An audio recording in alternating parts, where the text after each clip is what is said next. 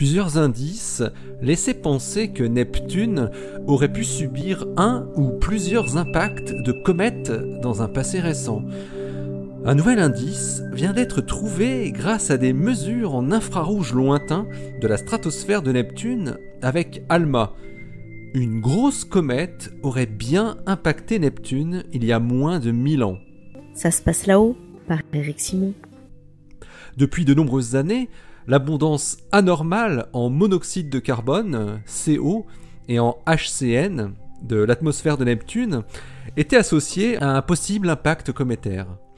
Pour confirmer cette hypothèse, des astronomes français, associés à un Américain et menés par Raphaël Moreno de l'Observatoire de Paris, ont eu l'idée de chercher une autre molécule caractéristique qui peut être associée elle aussi à la présence d'une comète, le sulfure de carbone, CS.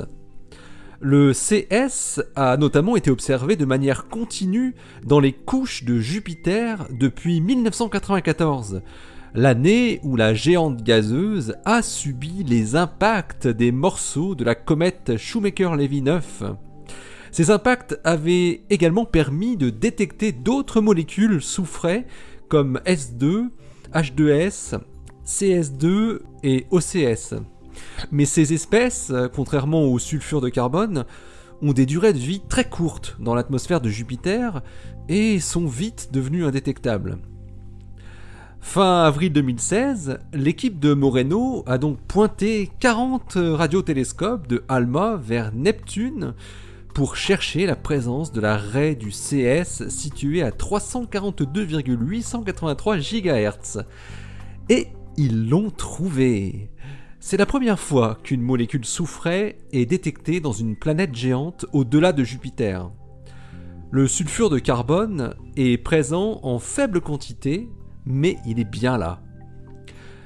La différence importante vis-à-vis du CO qui est observé sur Neptune par rapport au cas de Jupiter, le ratio CS sur CO de Neptune est 160 000 fois plus faible que sur Jupiter, est expliqué par Raphaël Moreno et ses collègues par le fait que les molécules de CS se fixent sur des aérosols ou s'agglomèrent en polymères dans la basse stratosphère de Neptune.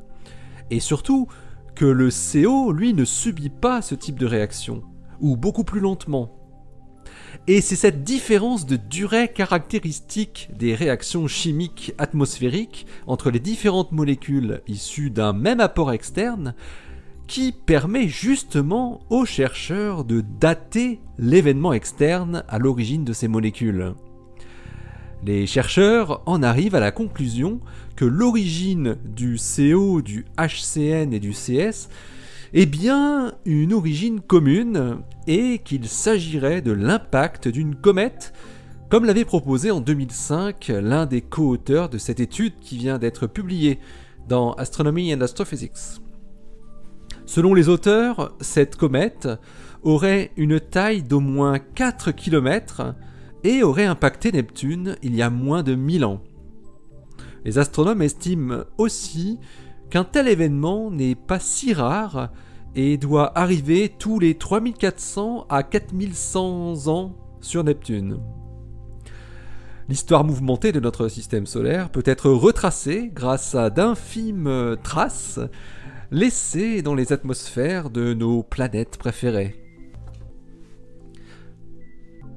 L'article de Raphaël Moreno et ses collaborateurs est paru dans Astronomy and Astrophysics numéro 608 de décembre 2017. Son titre est Detection of CS in Neptune's Atmosphere from ALMA Observations.